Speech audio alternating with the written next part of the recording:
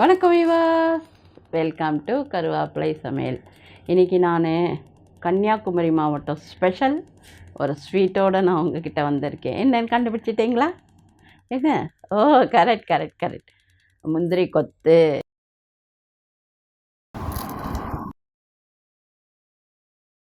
எப்படி முந்திரி கொத்து கொத்தாக இருக்கும், அந்த மாதிரி இந்த ஸ்வீட்டையும் 3 போடுவாங்க. ரொம்ப நல்லாயிருக்கும். நம்ம சிங்கிளாக கூட போட்டுக்கலாம், தப்பு ஒன்றும் கிடையாது. ஸோ நம்ம எப்படி பண்ணலான்னு பார்க்கலாமா? ஓகே. அதாவது எல்லாம் ரொம்ப சமைக்கிற வாழ்க்கெலாம் நம்ம சொல்லித்தரல.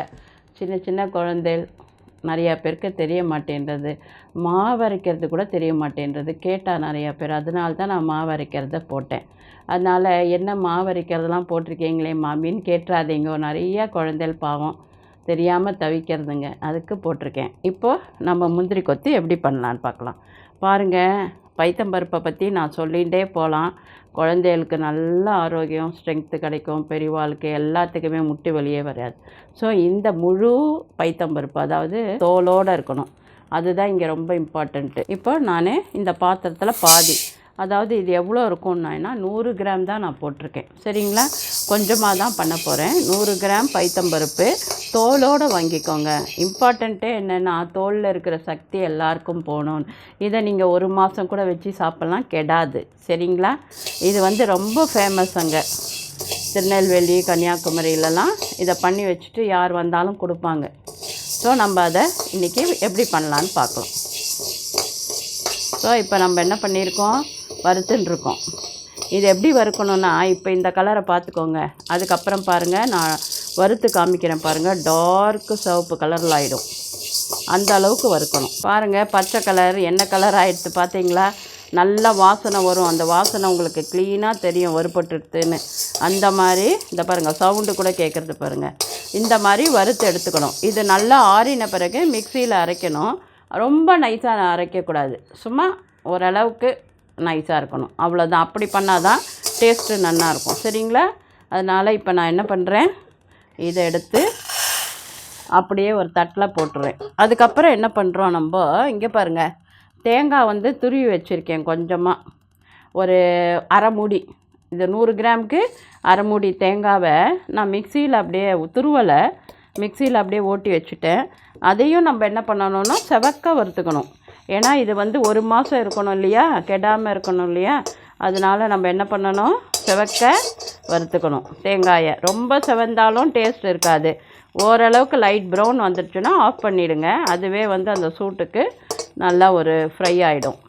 இதில் நீங்கள் என்ன பண்ணணும், அரைக்கும்போது ஏலக்காய், சுக்குப்பொடி எல்லாத்தையும் சேர்த்து அரைச்சிடணும். சரிங்களா? நான் இதில் காமிக்கலையேன்னு பார்க்காதீங்க, அரைக்கும்போது வேணால் நான் மிக்சியில் போடுறத காமிக்கிறேன். ஏலக்காய், சுக்குப்பொடி, சரிங்களா? இது 2ம் போட்டு அரைச்சிடணும். அப்போ தான் அது நல்ல வாசனையும் நல்லாயிருக்கும், சாப்பிட சூப்பராக இருக்கும்.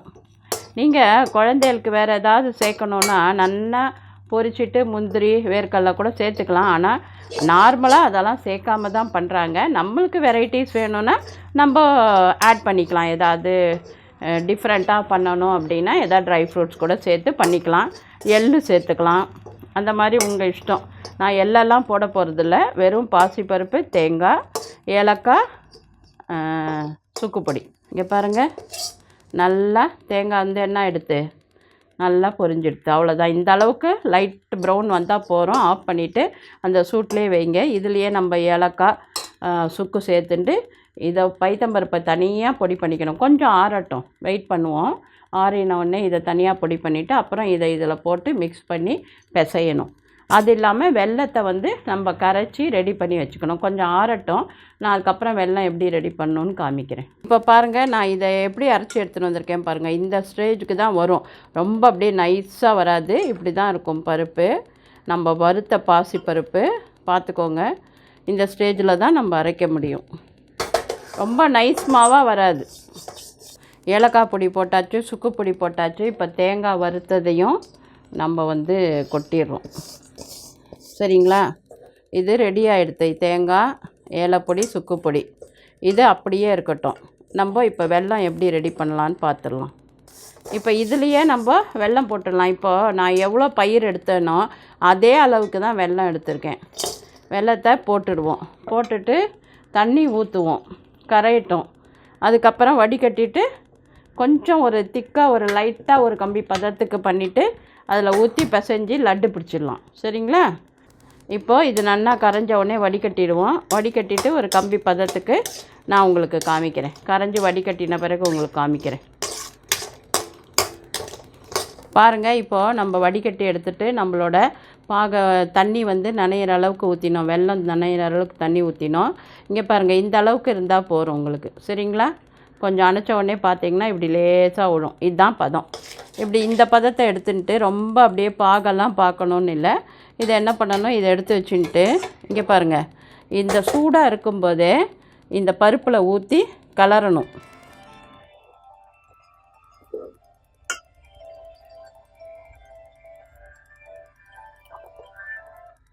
சூடாக இருக்கும்போதே இங்கே பாருங்கள் அப்படி ஊற்றி கலரிடணும். சரிங்களா? அப்போ தான் வந்து கரெக்டாக நம்ம பால்ஸ் பிடிச்சிட்டு அதை இது பண்ணுறதுக்கு சரியாக இருக்கும். நான் இருக்கிற அந்த எவ்வளோ நம்ம பருப்பு எடுத்தோமோ அவ்வளோ வெல்லம் போட்டோம், அதை ஊற்றிட்டோம், தண்ணி முழுகிற அளவுக்கு ஊற்றினோம், கரைச்சோம், வடிகட்டினோம். அதுக்கப்புறம் சும்மா அந்த கம்பி மாதிரி ஒரு பதம் காய்ச்சல அந்த பதம் வந்தவுடனே எடுத்து சூட்டோடு இதில் ஊற்றிடுறோம். ஊற்றிட்டு நல்லா கலரிட்டு சின்ன சின்னதாக ஒரு 2 நிமிஷம் வெயிட் பண்ணால் ஆறிடும். அதுக்கப்புறம் என்ன பண்ணணும், பால்ஸ் பிடிச்சி வைக்கணும். எப்படி பிடிச்சி வைக்கணும்னு நான் காமிக்கிறேன். இதில் ரெண்டு ட்ராப் நெய் கூட விட்டுக்கலாம் நீங்கள், ரொம்ப நல்லாயிருக்கும். இங்கே பாருங்கள், இப்படி பால்ஸ் பண்ணி வச்சுட்டு ஆற வச்சிடணும். சரிங்களா? ஒரே ஷேப்பில் இப்படி உருண்டை பிடிச்சி வச்சுக்கோங்க. சரிங்களா? அப்போ தான் வந்து நம்ம முந்திரி கொத்து பண்ணும்போது சூப்பராக இருக்கும். இப்படி கொஞ்சம் ஆறட்டும்னு வெயிட் பண்ணுங்கள். இப்படி போட்டு வச்சுருங்க. எவ்வளோ உருண்டை வருதோ வரட்டும், ஆறட்டும்னு வச்சுருங்க. சரிங்களா? ஆறின பிறகு நம்ம எப்படி அழகாக முந்திரி கொத்து பண்ணலாம் அப்படின்றத நான் காமிக்கிறேன். ஒரு 10 நிமிஷம் ஆறினா போகிறோம் இந்த உருண்டை. இப்போது பாருங்கள், இந்த பாத்திரத்தில் தானே பாசிப்பருப்பு இவ்வளோ எடுத்தோம். அதே அளவு கொஞ்சமாக இந்த அளவுக்கு மாவு எடுத்து போட்டிருக்கேன். கொஞ்சமாக உப்பு போடுறேன். ரெடிமேடாக கடையில் விற்கிற அரிசி மாவு வாங்கிக்கோங்க. அதில் கொஞ்சம் உப்பு, கொஞ்சம் மஞ்சப்பொடி போட்டுட்டோமா. இதில் பாருங்கள், கார்ன்ஃப்ளோர் வந்து இந்த அளவுக்கு சேர்த்துக்கோங்க. அதாவது என்னென்னா ஒரு டேபிள் ஸ்பூன் அளவுக்கு கார்ன்ஃப்ளோர் சேர்த்துக்கோங்க. அதுக்கப்புறமா நம்ம தண்ணி ஊற்றி எப்படி கரைச்சிக்கணும் அப்படின்னு நான் சொல்கிறேன்.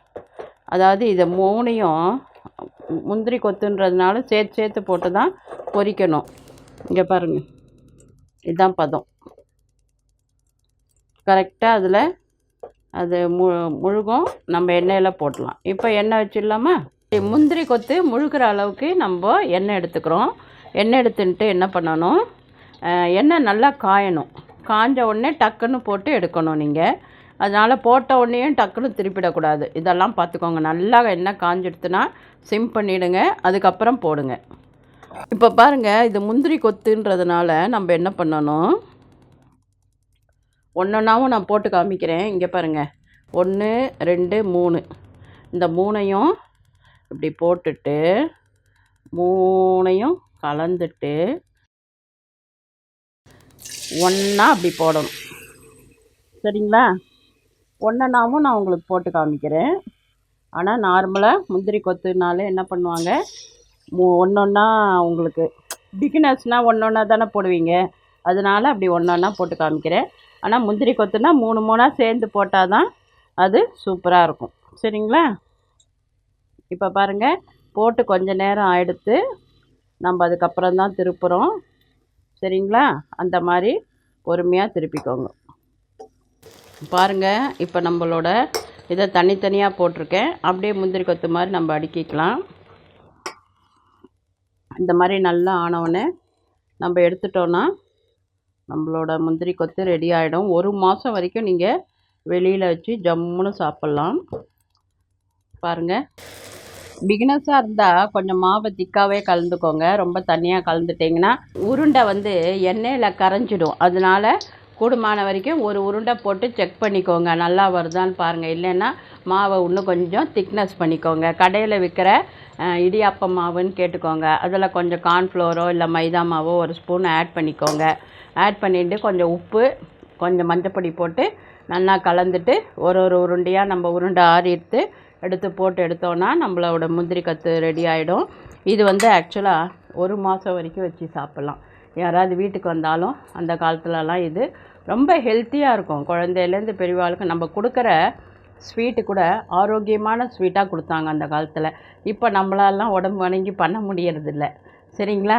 நீங்கள் எல்லோரும் இந்த கண்டிப்பாக பண்ணி பார்ப்பீங்கன்னு நினைக்கிறேன். குழந்தைங்களுக்கு பண்ணி கொடுங்க, பெரியவாளுக்கு பண்ணி கொடுங்க, நம்மளும் சாப்பிட்லாம். முட்டி வலி அது இது எதுவும் வராது. பாருங்கள், இப்போ நம்மளோட முந்திரி கொத்து ரெடி ஆகிடுத்து. ஆக்சுவலாக வந்து இதில் வந்து பைத்தம்பருப்பு இருக்கா, தேங்காய் இருக்கா, ஏலக்காய் இருக்கா, சுக்கு இருக்கா, வெல்லம் இருக்கா, எல்லாமே ரொம்ப ஹெல்த்தி, உடம்புக்கு ரொம்ப நல்லது. நீங்கள் இதை பண்ணி வச்சா ஒரு 20 நாள் 1 மாதம் கூட வச்சுக்கலாம், கெடாது. அதனால் நீங்கள் செஞ்சு வச்சுட்டு டெய்லி 2 கொடுத்தீங்கன்னா நல்ல ஆரோக்கியம் இருக்கும். எல்லோரும் குழந்தைகளும் நல்லா ஹெல்த்தியாக இருக்கும், நமக்கும் உடம்புக்கு நல்லது. ஸோ நம்மளோட முந்திரி கொத்தை எல்லோரும் பண்ணி பார்ப்பீங்கன்ற நம்பிக்கையோடு தான் பண்ணியிருக்கேன். செஞ்சு பாருங்கள், அப்புறம் கமெண்ட் கொடுங்க, லைக் பண்ணுங்கள், ஷேர் பண்ணுங்கள், என்ஜாய் பண்ணுங்கள். புதுசாக நீங்கள் ஏதாவது கேட்டிங்கன்னா தான் எனக்கு அதெல்லாம் பண்ணணும்னு தோன்றுறது. இதுவும் ஒரு போன யூடியூப்பில் எதுலேயோ கேட்டிருந்தா, ஒரு 4-5 நாள் கேட்டிருந்தாங்க 2-3 மாதம் முன்னாடி. ஆனால் இப்போ தான் பண்ண முடியுது. அந்த மாதிரி வந்து நீங்கள் கேட்குறத ஒன்றா நான் பண்ணுறதுக்கே எனக்கு இவ்வளோ டைம் ஆகிடுறது. நானாக எதுவுமே போட முடியறதில்ல. ஏன்னா நீங்கள் கேட்குறத போடுறதே எனக்கு சந்தோஷம், அவ்வளோதான். நீங்கள் என்ன கேட்குறீங்களோ அதை என்னால் எப்போ முடியறதோ, ஆனால் உடனே பண்ணிட முடியாது. சம்டைம்ஸ் வீட்டில் உடனே கிடைக்கும், உடனே பண்ணிவிடுவேன். நார்த்தங்காய் ஊறுகாய் போடணுன்னு பார்க்குறேன், இன்னும் நார்த்தங்காய் வாங்க முடியல. வாங்கினா தான் நான் ஊறுகாயும் பச்சடியும் போட முடியும். அந்த மாதிரி சம்டைம்ஸ் லேட் ஆகிடுறது, அதுக்கு எக்ஸ்கியூஸ். சரி, நம்மளோட முந்திரி கொத்தை சாப்பிட்டு பார்த்துட்டு என்ன பண்ணணும்? லைக் பண்ணணும், கமெண்ட் பண்ணணும், ஷேர் பண்ணணும், என்ஜாய் பண்ணணும். ஆரோக்கியமாக சாப்பிடுவோம், ஆரோக்கியமாக இருப்போம். நன்றி, வாழ்த்துக்கள்.